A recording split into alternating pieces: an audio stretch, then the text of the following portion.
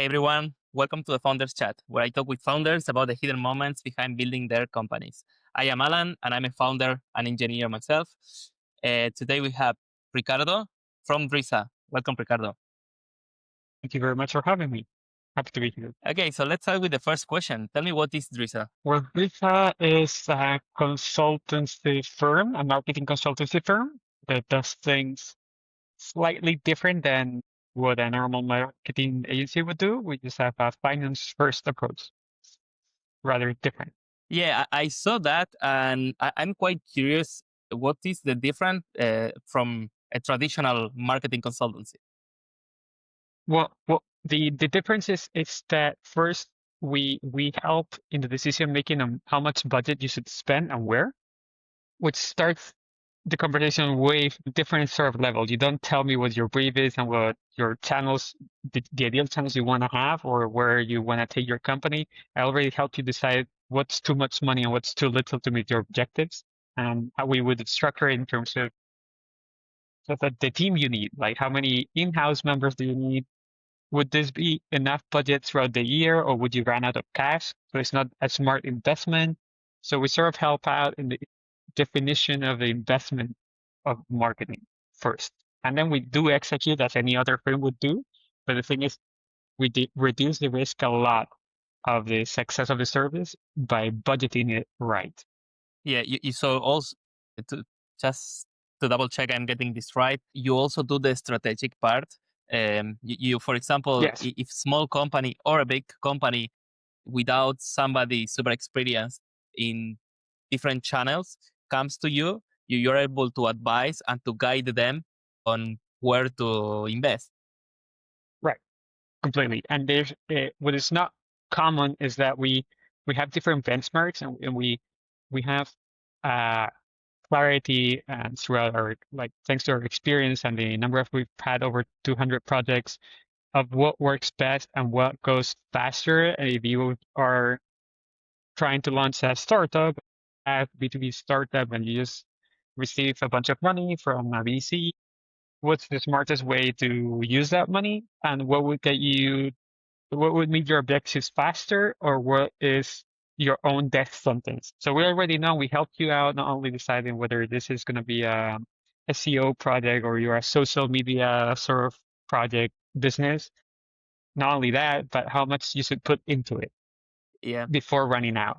So what we do is we run the numbers with you financially. We say, how much margin do you have? What are your expenses? Okay, so if we invest this much money, regardless of the lifetime value of your user, there won't be enough cash in the bank before you actually receive the full lifetime value of the user. So why would we do it? We're setting us a trap. We're doing a trap to ourselves. So we sort of help in those sort of decisions at the beginning. That's amazing. And I guess because you're working with different companies in different markets, in different industries, you're aware of what's working right now. Because sometimes we have bias, experience bias. Whatever worked in the past, we tend to invest there. But maybe this is not what works for our industry or markets today.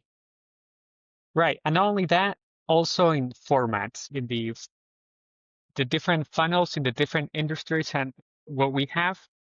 We didn't know that at the time when we started doing this, but it has a compound effect because since we have access, thanks to NDAs, to very sensitive data of all the projects we've worked, we have a considerable amount of data that other agencies and consulting firms don't have doing our service. So what we can do is compare it through industries, through formats, through funnels. So we know that we have a human resources software that has this cost per demo, and you come to us and you're a software that is an accounting software. They're not quite the same, but we know that a cost per webinar sign up would be in this sort of range. So we can help you benchmark it and project your results, and we can tell you how realistic you're going to be, like how your business plan is realistic or not. So we can sort of compare and contrast with other verticals and scenarios. Yes, That's amazing. it's fun. I mean, there are some tools out there, but it's like SEMrush and SEO tools that are not super accurate and they focus just in one channel. But yeah, you're doing this high level. Yes, but even if they're not that accurate, what's relevant here is the experience because it's how it's a complex sort of function. Like it's not easy to project and build a perfect formula. And obviously, an Excel is an Excel, and there's real life. But here's the experience of someone that's lived my whole team a lot of projects throughout many years, and we sort of see and we have a pulse and an intuition of how certain things go. And what we do that is peculiar is that most of our clients have weird ideas or weird projects, or they're innovating in some way. So they also don't have a reference to compare to. So what we do is we pick and choose from different scenarios and say, okay, so for instance, right now we're trying to work with an app built to prevent porn addiction. We don't have any reference for that. Like it's not like we haven't worked with another app that does exactly the same. But we've worked with many apps, and we've worked with apps with subscriptions, and we've worked with apps that serve in the health space. So we can sort of work our way around that project and say, well, the last time we did something like this happened, so let's do it this way. So that's where we come in and we are helpful. That's really, really interesting. All right. And before you started Driza, what were you doing? Well, I did a lot of things. At one point in my life, I wanted to be an illustrator. I did some courses on graphic design and illustration, and ended up being a freelance illustrator for a while. Then I pivoted and I went to an art studio to paint directly. I don't know why I ended up doing that. Somehow came back to the digital and startup world. And from there, I worked there for a year and a half, and then I decided to well, right in the middle of the pandemic, like March 2020, I decided to quit my job, which was the worst time possible to quit the job. But I know I wanted to do something different, and I wanted to do something different, but I didn't know what. So I just left my job. I had nothing to do, so I decided to start freelancing. And the first month after that, I had so many clients that I started a company just because I was doing well. But it was sort of not planned. It was definitely not planned. It just sort of happened. Yeah, that happens. Sometimes you just need to follow whatever arrives until we find what we really want to do. All right. So, is there something about your early story? I think you just told me, but something else that most people don't know. That most people don't know. Well, there is a lot of things that people don't know, and it's that our current go-to-market, our current sort of business pitch, our narrative, and methodology wasn't born like that. You end up there through time, through pivots, through ideas, through feedback loops with your clients. My company Visa used to have a different name. It was called Agencia, like that, like agency for those English speakers right now. And the logic behind it was that we were a transparent agency and that we called the things by their names. So an agency that is an agency, that's the name of the agency. So it was very sort of meta concept. And when we originally only ran ads, and the logic of the whole sort of thing was we're very transparent and we'll run your ads telling you exactly what was happening and what is not happening. And through time, what you discover is that because you're being transparent, people trust you with other decisions. So they ask you more things, and you sort of end up in a place where, in our case, clients started asking us about their budget because they knew we would give them an honest opinion about what's a lot of budget and what isn't. So we ended up taking financial decisions with them, and one thing led to another, and here we are. Okay. So it's not like the original idea that we had, like the idea that we have right now was exactly how it started. It just sort of happened on its own. Yeah, it's always there are always pivots at the beginning. So summing up your story, you started as an illustrator, then you went to paint, physical paint, and then you stopped, work for different companies as a freelancer or short-term jobs until you realized, okay, I want to start my thing. I want to start with Driza. It started with paid ads, and now you're doing much more. Right. Yes. That's a good summary. Yes. Cool. So now you're focusing in the finances. You're still doing paid ads in different channels. Are you also doing like social media organic? That's a good question. That's a great question. What happens is that, and this is going to annoy some people that are going to like, it's conflictive idea.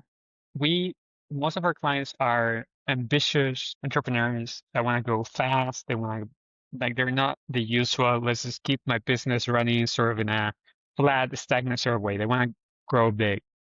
And in a lot of cases in our world, you have to make certain decisions based on what would compound and make you grow faster. And it's not necessarily the thing that feeds your ego or it's the most aesthetic sort of thing. Social media would be an example, or like a really nice, good branding, or an incredibly powerful website with a lot of effects, 3Ds and stuff. An additional 10K in a growth channel with an ugly ad or with an ugly website normally generates more over time than just social media. So we do have social media as a service and we have it with some clients, but normally there's very particular sort of sets of scenarios that need that and solve a very specific sort of thing for that sort of startup or niche or client. When we budget everything and when we sort of break up the investment, the marketing investment, normally it doesn't quite pay off to do social media for a year versus having that budget for something else. Okay, makes sense. So I do believe in social media is that normally financially it doesn't make as sense if you do not have the greatest budget in the world. If you have to make decisions, Okay, if you have all of the budget, of course you have to do everything because it always pays off. okay, But if you have to make choices, normally for a startup in their second, third, fourth year, it normally doesn't pay off. okay. So, but this, I have a question just out of curiosity because you have traditional paid, right? You have paid search, you have paid demand gen in Meta or different channels, Yeah, or even yes. but then you can also pay influencers, right? And this is a mix because it's paid, but you're paying an organic guy to promote your company. Are you doing that as well? Yes, but that works on a like it's a different box. So for instance, the box of organic social media that you produce yourself, it's intensive in hours, in labor hours. You have to go record, you have to produce it, you have to think of the ideas. It's sort of a whole sort of process. And that process not necessarily gets you the reach per hour invested, whether it's in your own salary or the team's salary or the fee of the agency or whatever it is.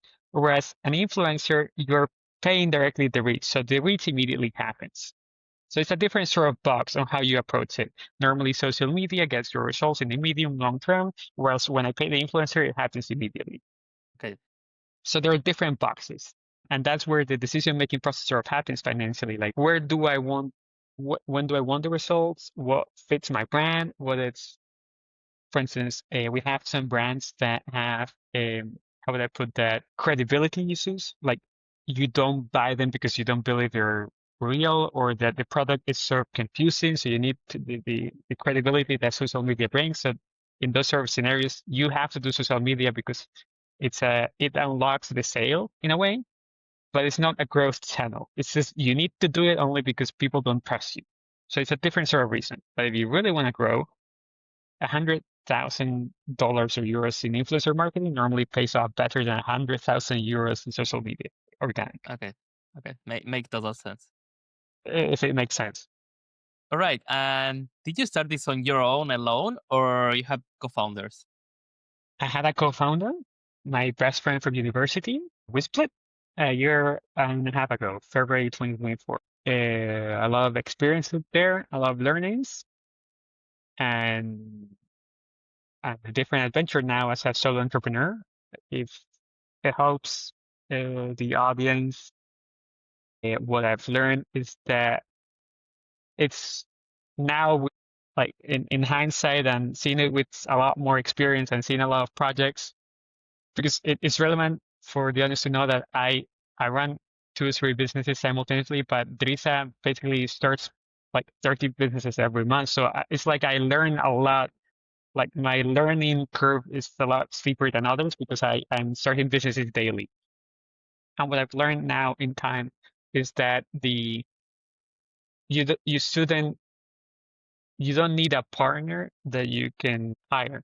Like if it's not intrinsic to your business, if you're starting a pharmaceutical company and you don't have any knowledge about whatever biochemistry vertical that you have, you definitely need that on your as a partner. But if you just needed hours, my learning now is that it's much better to lose that money at the beginning, to do that investment, to hire those hours, because the problem down the line is a lot bigger, just because you wanted a cheap sort of partner, a cheap help at the beginning. Yeah, I suffered from the same thing. You did? Yeah. So, are you still friends? Well, no, not quite. I have to confess, that never ends up in a good sort of scenario. I don't think we hate each other, but we definitely don't talk to each other. Yeah. I had bad and good and bad experiences in that order. I have ex co-founders that were friends and still are, but I had a bad one as well. In those scenarios, did you have a proper like partner agreement, or was it an informal sort of scenario? Like, do you have an actual writing contract of what the partnership agreement looked like? It was informal in both cases. The only difference is in the past, I left a project.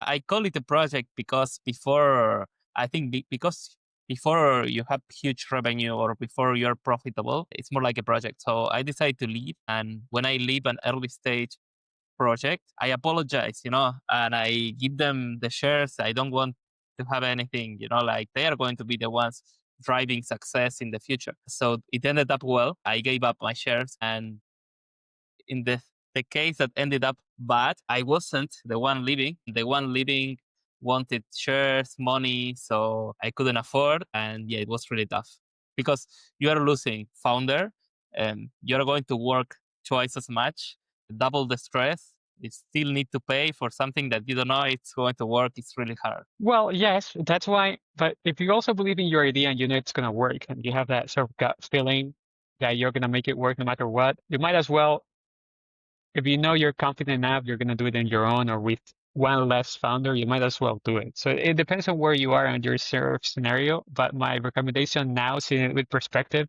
is that I,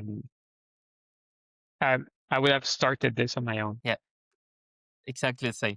I would do that in the future. And then I think it's important. There are different kind of companies and product startups. To see product startups are really tough. Even if you do everything right, there is a high chance of failure. Especially now that technology is moving at a crazy speed. Something that is working today, it can be a complete failure 6 months from now because generic tools like ChatGPT can substitute you. That's why I think it's relevant. And coming back to what we do at Driza, the perspective is speed. One of the things we how do we say it? We defend a lot, and we are very open about is how much better off are you by reducing your cost of acquisition or your marketing spend versus getting there faster with worse numbers, but just getting there. So in some scenarios financially, it just makes sense to get bigger even with worse numbers, because then you have the market reach, you have distribution, and even if the market fails or changes, you still have the user base, so you can sort of tell them something different. So I think for those sort of scenarios, speed is very relevant as a market investment, but also as a founder. Like, I need to get there fast. Yeah, I fully agree. At the end, the only way to really learn is from customers. Everything before that stage is pure speculation. Okay, so tell me, how does a regular day looks like to you? Well, I don't have a regular day, and that's problematic in many ways. My ideal prototype day, I would wake up, do some exercise at home, and I would go to the office and have breakfast at the office, because I'm a very how do you say that? I'm grumpy in the morning. I'm not one of those people that get like have their energy already when they wake up. Like, I need a build up. It takes me time. So the fact, like, the time it gets me to, shower, get to the office, have breakfast there, it sort of gets me going, and it sort of starts my body. And then I normally have, well, unfortunately, back-to-back meetings, one after the other. Which is not what most productivity gurus would recommend, but that's what my day looks like right now. And I have meetings of every sort of kind. I have meetings with entrepreneurs about their new projects, like proposals. I have meetings with partners, investors, meetings with about and around, for instance, my coffee shop that we can talk about later. I have meetings with some specific projects or clients that we already have that have a very specific sort of issue, or they've reached a roadblock and they can't go anywhere and they're sort of trapped. So we do brainstorms like as a team, and there I sort of participate often. So basically my day are back-to-back meetings that are not sort of correlated and they're not the same. So it's very hard to adapt to the next meeting and what it's going to be about.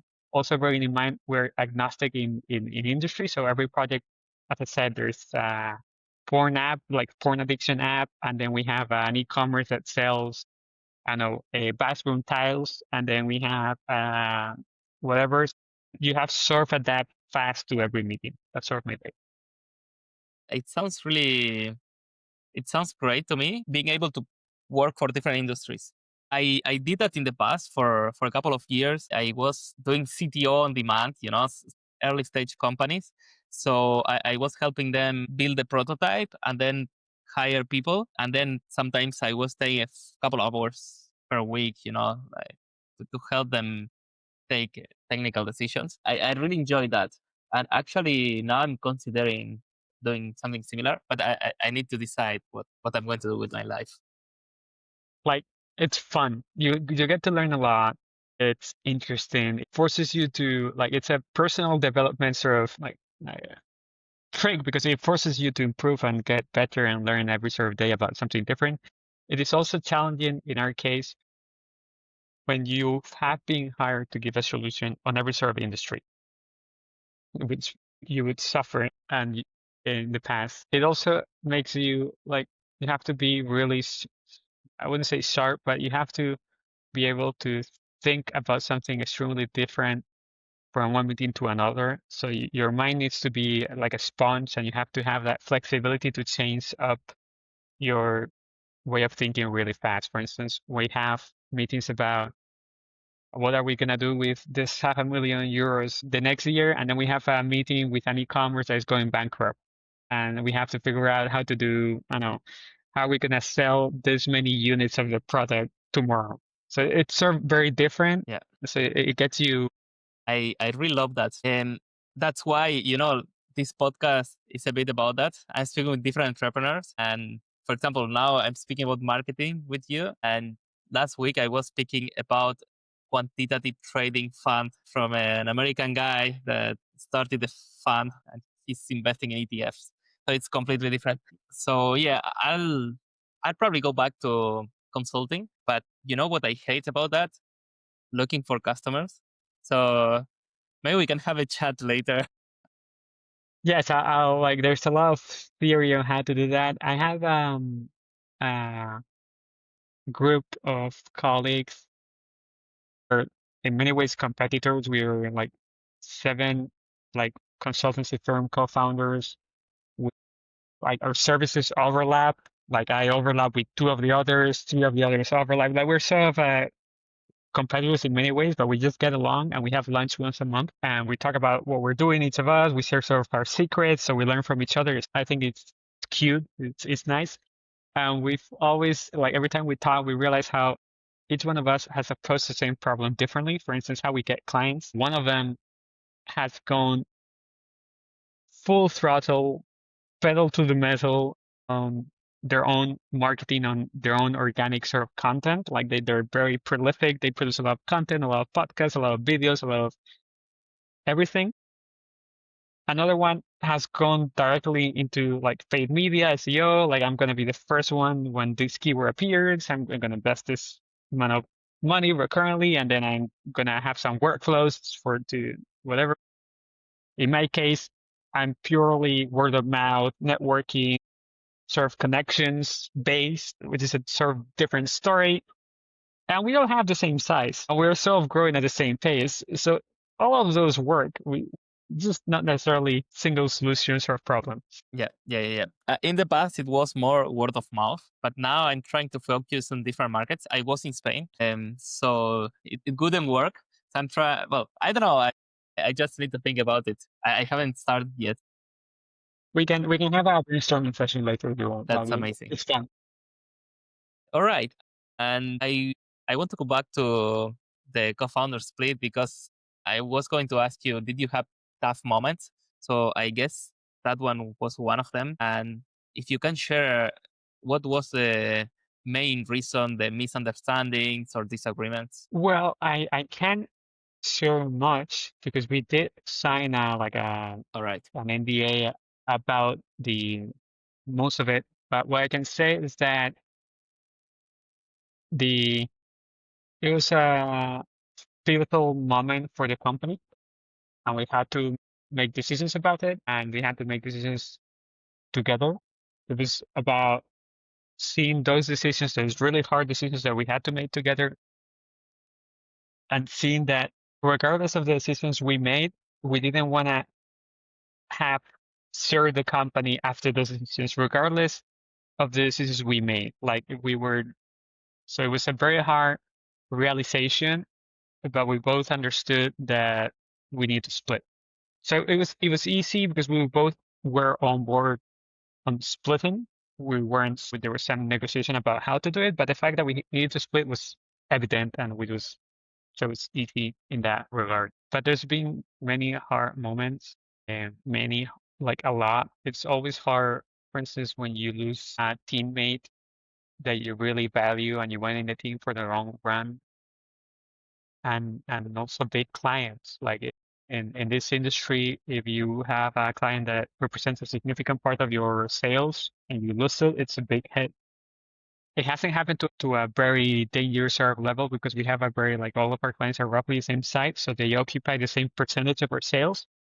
But every now and then there's an outlier, like this is slightly bigger than the rest, and that sort of hits differently when they leave.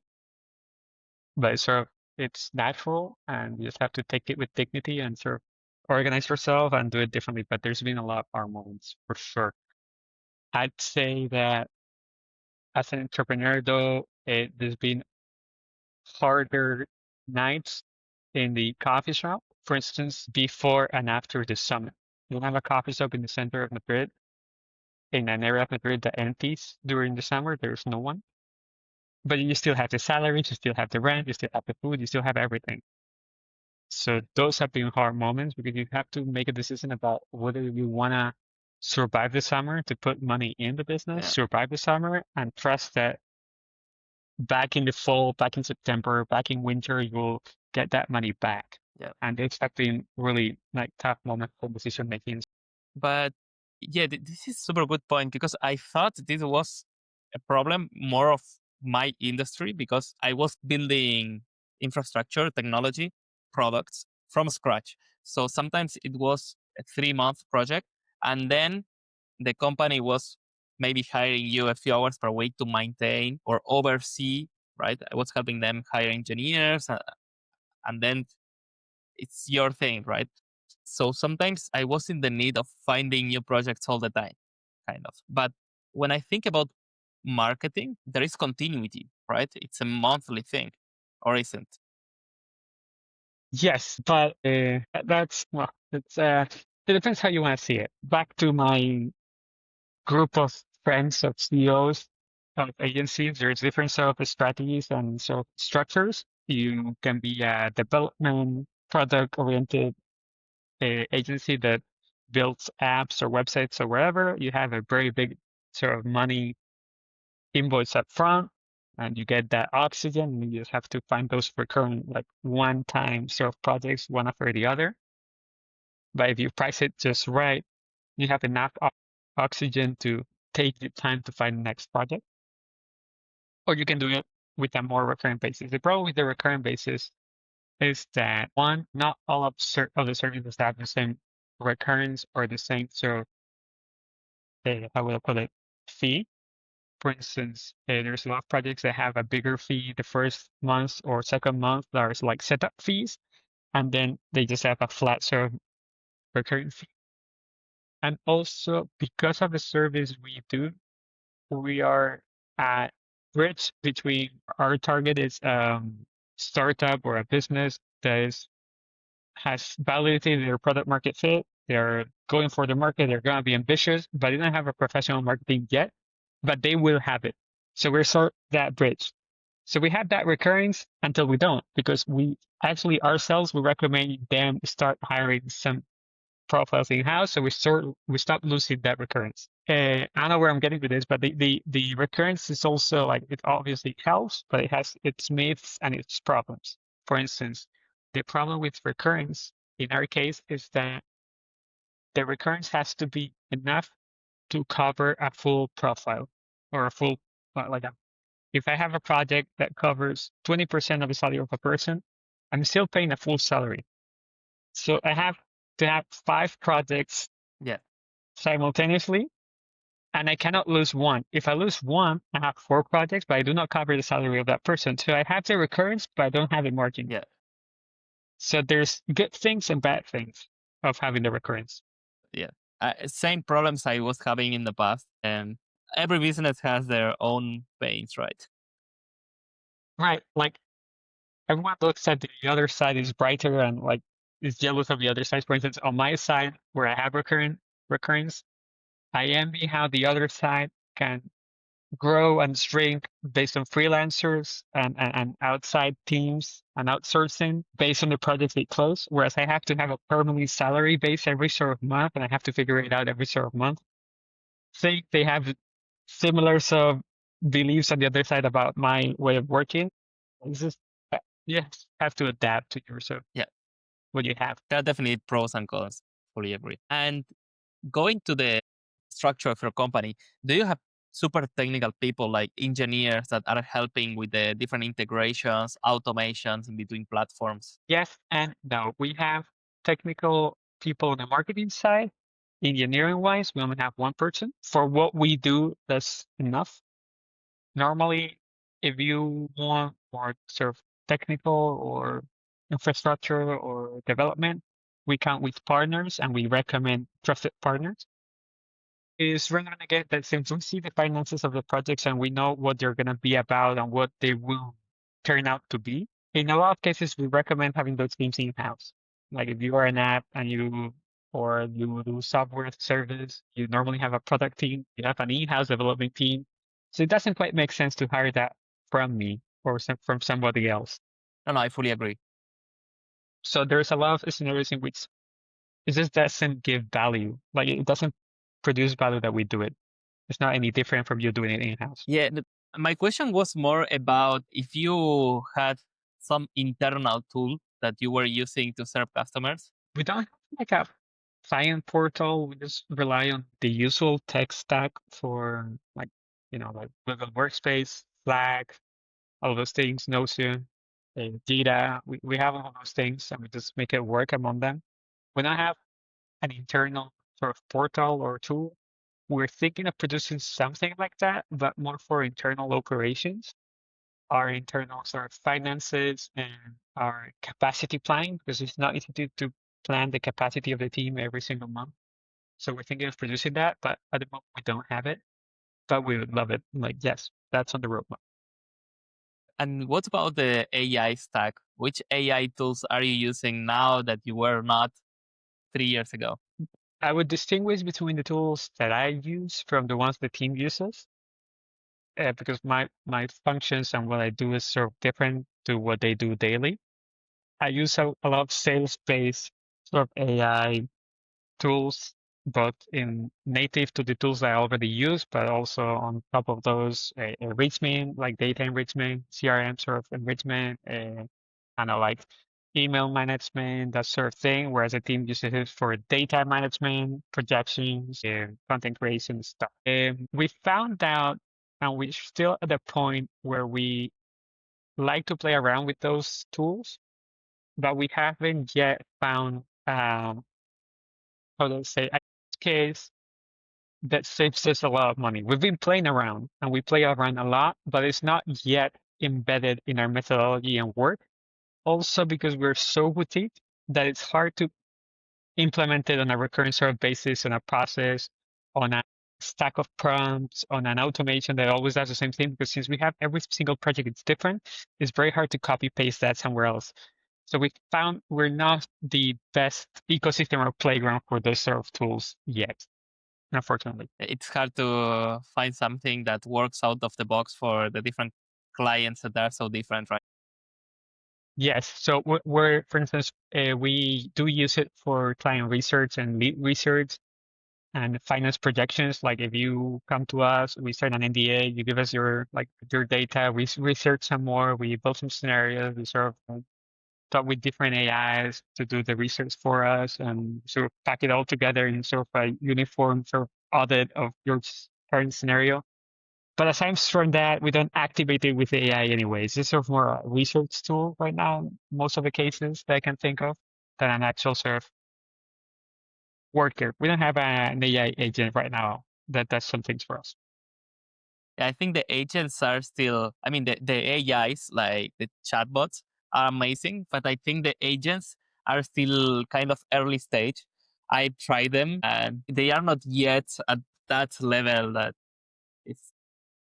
Yes, it depends on also on again on what you do and what you don't do and what's your business vertical. But what we've discovered is that for them to work incredibly well, you have to have like, for instance, it's really useful when you have a lot of data, a lot of inputs, when you have a lot of processes that are always the same, when you have there's a lot of, there's a checklist where it's incredibly useful, and unfortunately we don't meet a lot of those because we have very few clients every month. We are very boutique in service. We have a lot of tools, so they don't connect to each other. So we have a lot of problems intrinsic to what we do that we would like it to be different, but it's what we have. For instance, in marketing, that we get asked a lot about how it's affecting marketing. People don't get that marketing on a, how would I put it, non-enterprise, multinational sort of level. It is run by silos, by silos of data that do not merge in anywhere. Like a lot of companies, like most of the companies do not have a data management platform. They don't have a data lake. They don't have it all together. So any sort of analysis, any sort of use of AI is very limited because you can use your AI in that sort of bubble, in this one, and then maybe in that one, but you can't have a sort of a MCP AI agent that runs most of your operations. So I think people don't understand that. I think, yeah, most companies actually, we were speaking about digital transformation a couple of years ago. And digital transformation is this company doesn't have a website, this company doesn't have the technical guy. So now we're in the next technology revolution. So I think it's going to take decades until traditional companies It's integrate also, AI I at think, that level. yes, I think like from where we see it, the problem is that most people think that AI would be an easy thing to set up in their company. And they don't understand that for it to actually work well, you either have to have the systems already in place or the data structure. So if you don't have neither the systems nor the data structure, you're going to have to go through a very high fee of someone to set those up and then implement AI. So the threshold and the ticket, the toll for you to enter the universe of AI is very high, and most companies can't afford it, and they won't see it, like the return on that investment in a very long time, so they don't do it. So they're stuck in a cycle where they have to start building the systems until they get to a point where it pays off. We have a client that runs an e-commerce that does packaging for restaurants and like restaurant chains, like coffee, like takeaway cups and stuff like that. I'm actually a kind of theirs, like my coffee shop buys from them. And their main problem is that restaurants are not digital companies. They're not. Yeah. So someone that owns 3 coffee shops or 5 coffee shops normally doesn't have an office. It's not sitting in front of a computer every day. And it's not like an office serve work. They just have a phone. They go to each of their coffee shops. They see how many cups they have left and they just call like send me 10,000 more. That's a very hard process to like automate, digitalize, or like even though we're in a digital age, it's very hard Yeah. to transform that into something useful. So I think there's still some barriers in some industries, and Yeah. people should know about them. I think there are some industries that they don't need that because their advantage and why they win and why they have customers are different reasons. And even if they automate as much as possible everything they can, their main expenses are not like the digital part or the finance invoicing, right? Like in this case, a restaurant is the waiters, the human resources working in the restaurant, and they just pay somebody else to do the accounting, and that's it. But I'm thinking more about industries, like I was going to say professionals, but I don't know, a lawyer firm, traditional industries that not necessarily um, have any kind of digitalization. And I think those industries are going to need this to be more Yes, competitive. I think people like from what I also help in a legal tech company startup that I co-founded, and I left. I diluted myself to let a friend run it because I didn't have time. So I've also worked in the legal tech sort of space. I still own that company. People miss the complexities of industries. For instance, whether it's legal tech or whether it's I'm thinking about medical services or like dental clinics, plastic surgery, and those sort of things. The data management of that is very particular in terms of privacy. So even if you want it and it sort of makes sense in your head that it would happen, it's very, very, very specific how it should be done, how the law says it should happen, and what you should do and how. For instance, in the plastic surgery sort of world, in the dental clinics, CRMs have the patient history, but the patient history can only be seen by the doctor. So the dental clinic owner can see the names of their clients, but it has a black box of data that only the user, that is the doctor, can see. So you have hired a CRM as an owner, but you can't see it. It's very particular. So if you can't see it, you can't do anything with that data legally. Yeah, yeah, yeah, yeah. And those sort of complex scenarios normally are not known by the digitals, also like transformation experts that think that everything can be done and should be done. Yeah, Like obviously, you miss the complexities of every system a lot. yeah, yeah, agree. Okay, and tell me about the cake shop. You mentioned before you have a shop. Yes, here I am. That's why maybe the audience hears some noise in the background. My partner, Hannah, she's American. She just missed American Pie in Spain, and there is an American Pie in a shop in Spain, and we started the first one. And there's a reason why there aren't any because it's so hard to run this thing. It's very operationally, it's a nightmare, and it's a lovely, super cute project and that we started a year plus ago. Let me show you just wait. I'm gonna show you the pie so Yeah, the people can see it. and you're in Madrid, right now, right? Yes, Oh, yes. nice. So this is sort of the thing. So Okay, they're like you can sort of see that they're like like it's just looks pie. Like delicious. that's sort of what we do. I know we're in Madrid, and the problem with this logistically is that it takes 3 days to make. So if you want one today, you should tell me 3 days ago. Makes everything a nightmare because, for instance, I cannot have, even though we have like Uber or Globo, because the whole purpose of that is you order one immediately to have it in the next 20 minutes. So it's a nightmare for us. We do have it because we have to sell there, but if you maybe you order us a pie on Glovo and we might not have it because maybe 5 minutes ago we sold it to someone else and we can't produce another one because we won't make it in time. Okay, interesting. And your customers are Americans, or you have customers from everywhere?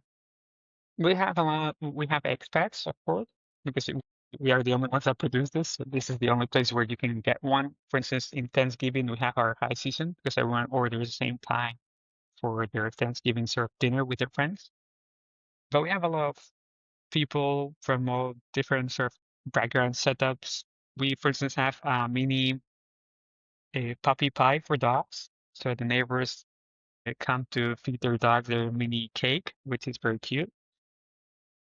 Yeah, we have a lot of people coming and going. We're a big place. The place is quite big, and we have a lot of capacity to produce a lot of stuff. So, yeah, Yeah, we have a lot I of can fun. see you like business a lot because you're smiling.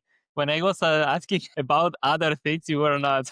What it is a lovely, it's I don't know how to put it, but it's a beautiful project with a vision, I believe. It's something so different, unique. Like it makes you feel special running. And also it makes you feel special being here. It's very, very special because it's so different. It's also so hard. It is rewarding when you see it working. Driza, on the other hand, it is a service. Like we are different, but the clients that we have are the special ones. Like they have the great products, they have the great vision, they have the great like ideas. We just help them out. But here the product is the pie itself. So that's why you sort of live it different. Yeah, that sounds great. All right, so I wouldn't recommend you though starting a business like this. Like there's a huge disclaimer, like do not try this at home. You can sort of add a box here or something. yeah, my family ran restaurants. My sister had a bakery as well. I know how hard it is. I know how many hours they work. Sometimes it's impossible to take holidays, if the numbers are not there. But yeah, I don't, I think I have enough problems right now to start something like this. But yeah, thank you for the advice.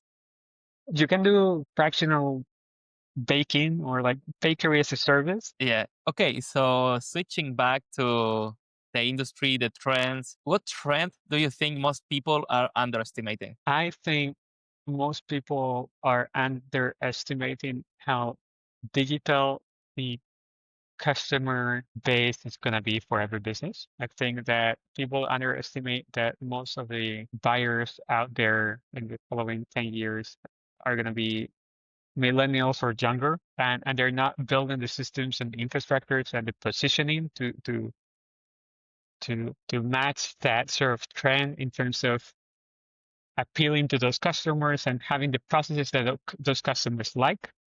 Case in point, all those companies that have a lot of call centers and call a lot, which is what millennials or younger generations hate above everything else, and they're not adapting to the systems that those sort of generations want or prefer to use. And I think that's a great sort of under the radar sort of thing happening, and no one is paying attention to them. That's a super good point. I didn't think about that. But yeah, they keep calling. I hate them. Yes, and also like they keep calling, they keep, for instance, businesses still rely on cash somehow, and like no one below 30 pays with cash anymore. Like you pay with your phone, with your credit card, but no one pays with that. I think people have forgotten how relevant it is for users to have Wi-Fi or places to plug their phone. I think there's a lot of behavioral sort of things that we're forgetting and that are super important to some generations, but not to others. And we're still sort of thinking about the 50-year-olds that have the money to pay Yeah. for the services that we have, but those are going to be 60 in no time. Yeah. And the 40-year-olds are coming up. And like it's a whole sort of change that I don't think we're thinking about. Right. Yeah. And Uh, yeah. well, no, I was going to ask you, what do you think? Like, I'm interested Ah, to know. I think we are underestimating in the long term artificial intelligence. How long term? I think we are overestimating in the short, like things are not going to go that fast, but underestimating in the long, in 10 years. I think we are kind of in 1997 um, of the internet with AI. When Google wasn't there, and yes, there was internet, but it was super slow. Uh, you could connect, but the phone line was not working what you were uh, browsing.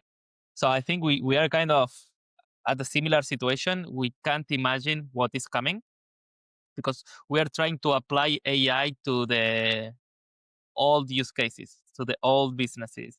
So we take a SaaS and now we do it with AI. We do it better. But native AI products, we're starting to see something with the agents, but I think we are not there yet. Yeah, that's interesting. Yes. Yeah, I could agree. Also, Yeah, I think also. No, you go ahead. Yeah, I think AI is living on the internet, kind of, right? It doesn't have to, right? Like today, everything is cloud, but imagine that tomorrow a new chip that has everything, all the power that ChatGPT has, can live like in a small piece inside the machine. I don't know if you know about the summit in Madrid, the conference, the startup conference called the Summit. I was a speaker this year, and it was a great like moment in my life. I always wanted to do that, so I was invited to be a speaker at one of the panels. And because of that, I was in the sort of VIP sort of reception a day before that, and I somehow ended up talking to the keynote speaker of one of the days, who is like the doctor in the world on robotics. This uh, Asian American, well, like Japanese American, I think, genius that runs Caltech lab on robotics. And what he was saying is that actually the next leap that we still have to see is the movement from AI to robots and robots with AI. And that's sort of, that bridge we still haven't figured out. And what he was saying is that the biggest problem is that learning in the AI detail sort of space is super easy because you just feed it a bunch of data and the AI will learn on its own with that amount of data, and you leave it in a server and you let it sort of run. You press play and you let it sort of do its thing. But you can't put an AI into a robot and tell it, try to start walking until you figure it out. Because the number of times it's going to try, it's very limited because every time it's going to try, it's going to just fall. So the number of times it can try in a day is what, 1,000 times? And that is a very low number in terms of volume for AI to learn to walk. So what he was trying to say is like super interesting point saying we still have to figure this one out, and it's not an easy one to figure out. Still, we don't know yet how we're gonna be able to teach something in the physical world, how we're gonna miss and repeat enough number of times for it to happen. Yeah. That's a really interesting point of view. I agree. Now, I mean, we could be speaking about this for hours, but I can think not every robot has to learn from scratch, right? Because once you teach one, you can put this knowledge in a new one and they will already know. In a way, but you also have to bear in mind if it if you want it to be useful to you, is to do what you tell the robot to do. So if you tell them to move to the right and grab that thing, it has to know enough to know there is, I don't know, like a stone in the ground and it shouldn't step on it because it's gonna fall. Yeah. And it doesn't know those spaces. So he has to be learning recurrently. And it's and what he was saying, which I think it's interesting, is that robotics is in general, like general robotics, are not thought out for flexible surface scenarios yet. Like no movement, like they're just even though they're extremely good Yeah. and they've improved a lot, saying that we're at a point in which robots will have the infinite movement that humans have, and where we can merge that with AI. And it was a super interesting, like coffee I had with that guy that day. I liked it a lot. I'm really looking forward to what's coming. Yeah, sounds amazing. It's a bit scary sometimes because imagine that you have a Skynet, right? Hope, Good reference. hopefully it's not like that. So yeah, we'll see. Wasn't it? I forgot about this, but didn't Stan Alman carry like a backpack with his like in the beginning of OpenAI? I do remember. I don't know if he does it right now, but in the same way, the president of the United States has the like the suitcase with the nuclear weapons. I think Stan Alman carried a backpack with like a button to turn off ChatGPT. I didn't know that. At the beginning, I think he doesn't do it right now, but let me just Google this in case I'm saying something that it's wrong. But I remember this. Yes, nuclear backpack. Ah, wow. Okay. When is this? But maybe he doesn't do it anymore because I remember this being something on the 2020 November 2024. Now it's not possible to switch it off anymore. Right. All right. Yes. So okay, that's a thing. Okay. So next question. Now, if your 22 years old self come to you and you can give him advice, what would you tell him? Uh, I would tell him to uh, go bigger. Like I think a lot of the things that I learned is that you set your sort of objectives, and you you sort of build the you find the path to those objectives if you try hard enough. So you might as well set objectives further away because you're gonna find a way anyway. So for instance, in my 22-year-old self, or I'm 30 now, my 25-year-old 5 years ago when I started Driza, if he had known that he could sell services for more money, you just have to think that you can do it, and he could have done it, Yeah, but he didn't know he could be that ambitious. Even though I'm already very ambitious, I think back then you feel insecure, you don't know what you're doing, you feel like you're not worth that amount of money, or that you aren't gonna get that amount of sales throughout the year, that you cannot meet that many people, that you cannot deliver the perfect service. I think you have to put yourself in a place where your objectives are so far away that they seem quite impossible, but you end up meeting them somehow because you are, if you are disciplined, if you are in the right path. For instance, what we have, and this is a funny story, and I don't want to steal too much time from you, but we have like a OKR sort of system in Driza, like 2030 goals. And we established that almost 2 years ago. And we don't review those objectives that frequently, like every quarter. We come back to them and we see how we're doing. But it's not like we daily review them and see what needs to be done to meet those objectives. And somehow every quarter we sort of meet them unconsciously. We open up the Notion page, we open the Notion and like, okay, so we have reached this sales number and we've also built this process and we said we were going to do this and we've done it, but it wasn't conscious. And every time it happens, we sort of push them further up and further away and more ambitious goals. And somehow, even though we're very ambitious, unconsciously we end up meeting them somehow. And I think if I'm still learning to be more ambitious and bring further away, because I think you can still figure a way out. You start thinking also about, okay, so this objective is so far, we might need some financing for that, or I need some extra help.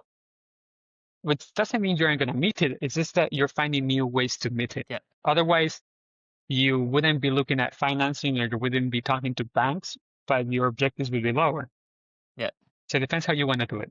Yeah, yeah. No, I agree. I think ambition it's super important. And then yeah, everything that needs to follow, like discipline, perseverance, hard work. But I like it. I like it. It's something common. A lot of founders say that take more risks, have more ambitions. What you usually regret is the opposite, not having it. Yes, yes, I totally, totally. Like for instance, knowing now what I know now, I would have taken a loan with a bank day one Wow. Okay. because I know it's gonna work. Yeah.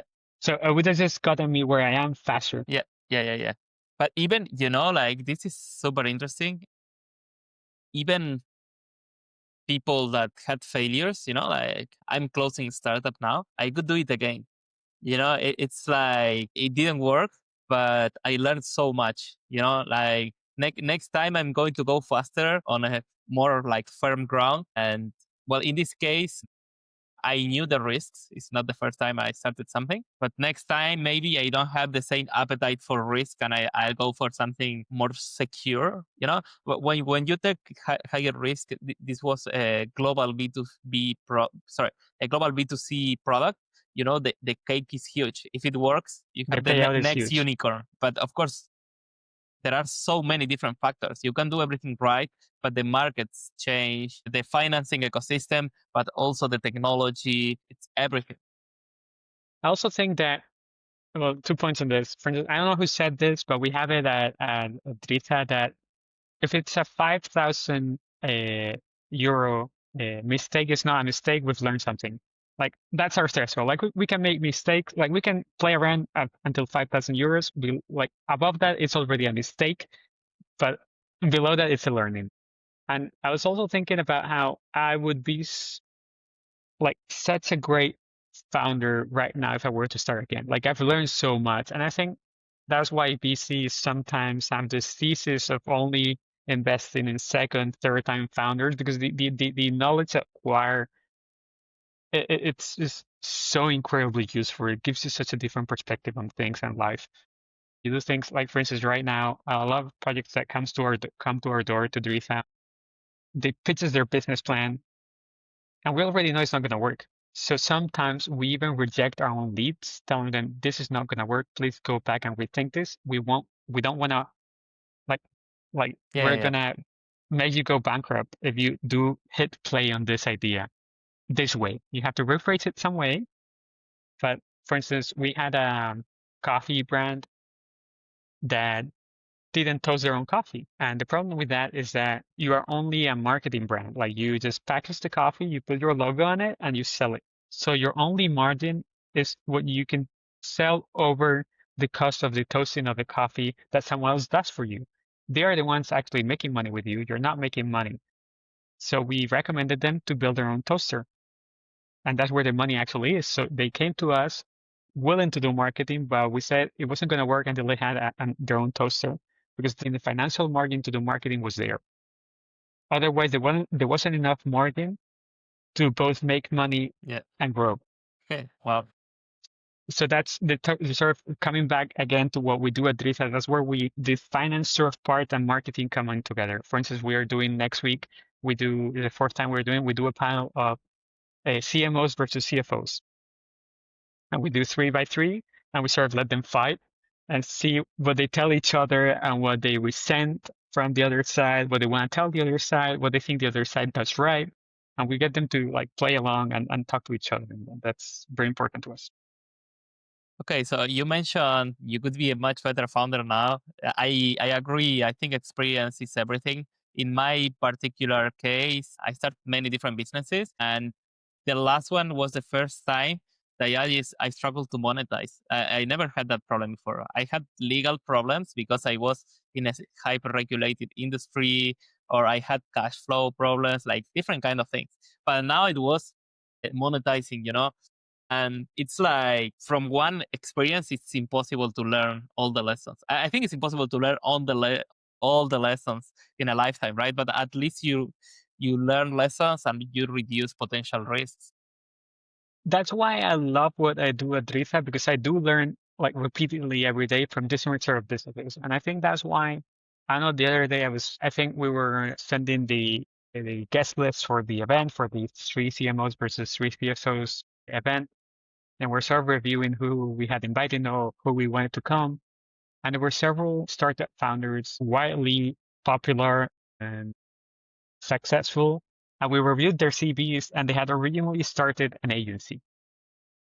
And they had learned a lot about different projects, and they ended up making the next like 100 million e-commerce brand or the next whatever. And they just, before that, they were in the consultant business in some way or another. So they had learned a lot quickly, and then they applied that. I think that's where I am, and I think I like that. Are you considering then starting product startup in the future? I think I would love it, and I like like I have a huge ego, and I think I would be good at it.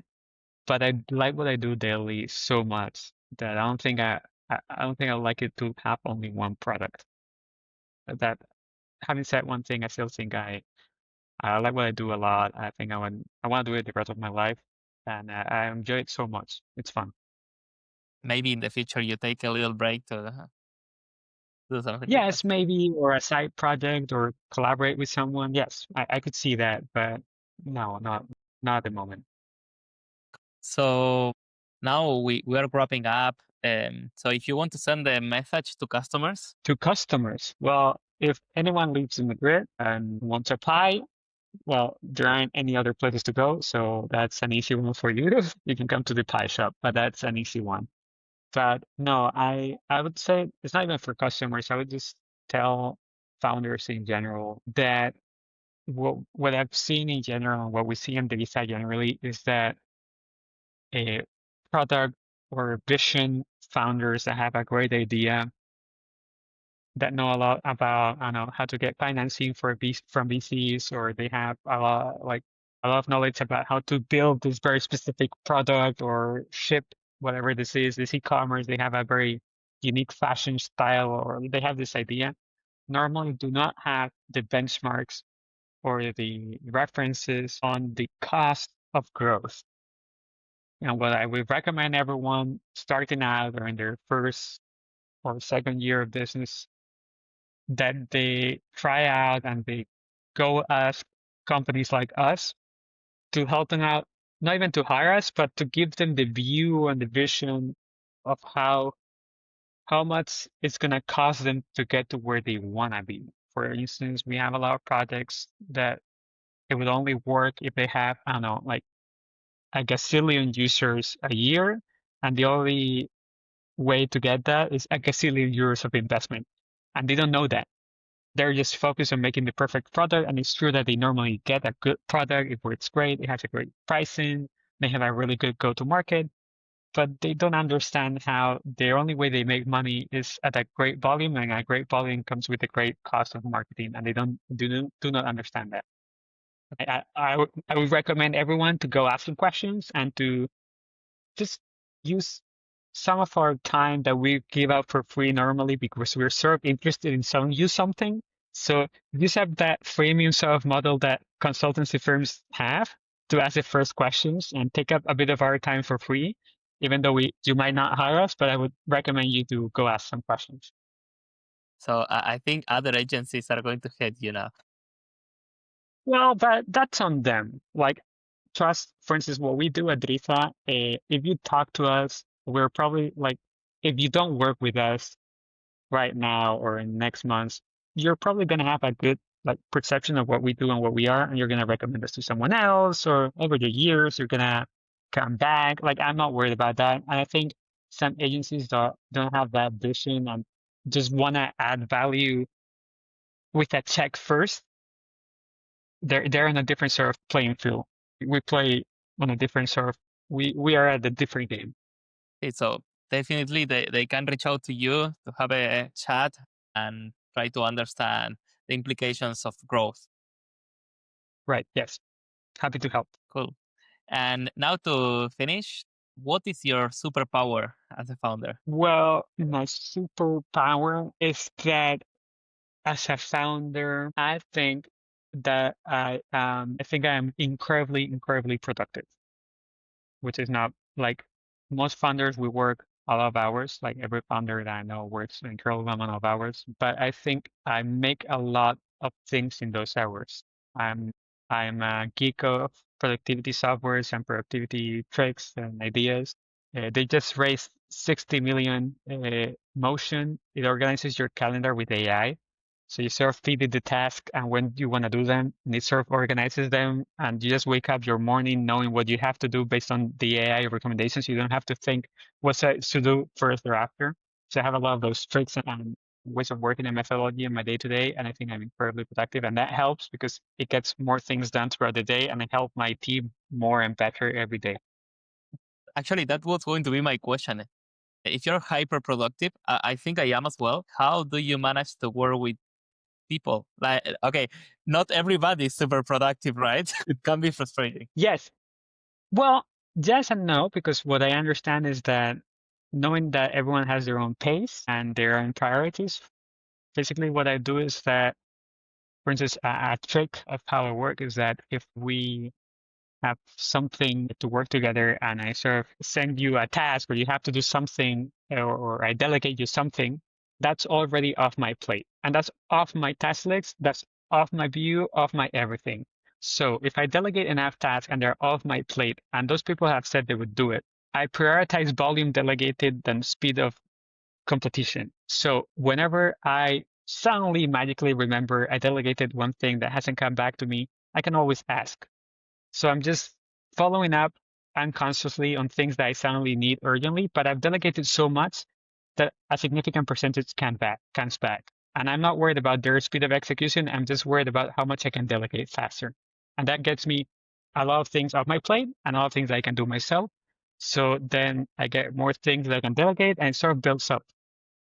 I think my team hates me a bit because they're sort of running behind me trying to catch up and I'm running in front. but I think that generates speed, which is also useful. It's amazing. Right. So thank you very much. We had great conversations about marketing, finance, where the industry is going, and cakes. I love those kind of traditional businesses, and I see you are enjoying this a lot. That's great. Thanks a lot again. Yeah, no, thank you. It was a nice conversation. I like that a lot. I like those things. Thank you. Bye bye.